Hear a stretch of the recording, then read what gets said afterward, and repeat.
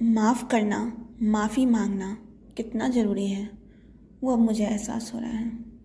कभी कभी कुछ रिश्ते यूँ बिगड़ जाते हैं, कितनी भी संभालने की कोशिश करो बस हाथ से ना रेत की तरह छूटते जाते हैं कि जितनी कस के मुट्ठी बांधोगे ना रेत उतनी जल्दी फिसलेगी। ठीक वैसे ही ना कुछ रिश्तों में होता है कि जितनी ज़ोर से तुम उसे पकड़ने की कोशिश करोगे, जितना उसे संभालने की कोशिश करोगे ना, वो उतना ही बिगड़ता ही चला जाएगा और एंड में हाथ कुछ नहीं आता है। और आपको पता है गलती ना तो हमारी होती है ना सामने वाले की होती है, बस चीज़ें बिगड़ती जाती हैं और कितनी भी कोशिश कर लो वो ठीक नहीं होगा क्योंकि उसे ख़राब ही होना था। उस रिश्ते का अंजाम ही यही था कि वो ख़राब होकर वो टूट कर बिखर जाएगा और अंत में तुम्हारे हाथ कुछ भी नहीं आएगा।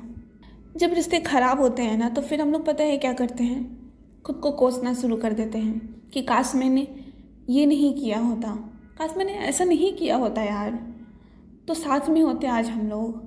किसी दूसरे को आप जब देखोगे ना कि दो लोग हंस रहे हैं आपस में, तो यू विल रिमाइंड कि हम लोग ऐसे कितने खुश थे, हम लोग आज भी इतना खुश हो सकते थे और हम लोग अपनी उस दुनिया में वापस चले गए होते हैं अपने पास्ट में। पर हमारा प्रेजेंट क्या है कि वो चीज़ें ख़राब हो चुकी हैं।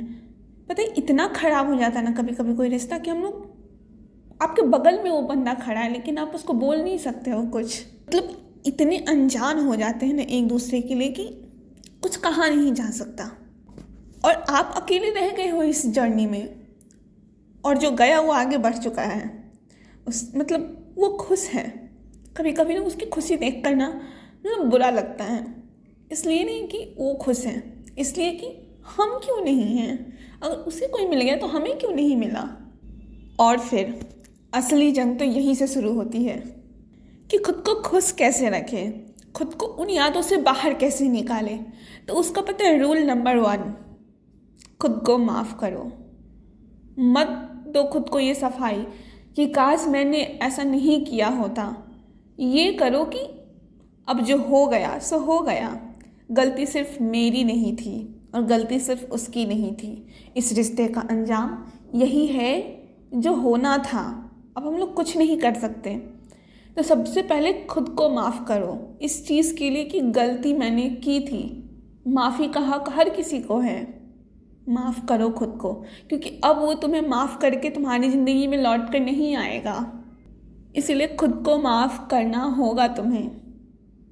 और रूल नंबर 2, उसे भी माफ़ करो क्योंकि कुछ गलतियाँ उसकी भी थी, उसने भी फॉर ग्रांटेड लिया था, वो भी छोड़कर गई है या गया है। और ट्रस्ट मी, जब तक तुम माफ़ नहीं करोगे ना तुम सुकून में नहीं रह सकते। तुम्हें बार बार वो चीज़ें याद आएंगी, तुम बार बार अकेले बैठ कर रोओगे। माफ़ करना बहुत बहुत ज़रूरी है। तो दोस्तों, खुद को खुश कैसे रखें, इस सीरीज़ का ये पहला एपिसोड था और आपको पसंद आया हो तो वीडियो को लाइक करके चैनल ज़रूर से ज़रूर सब्सक्राइब करें और कम से कम आप शगुन के तौर पे ना 11 लोगों तक तो शेयर करो ही, ताकि मैं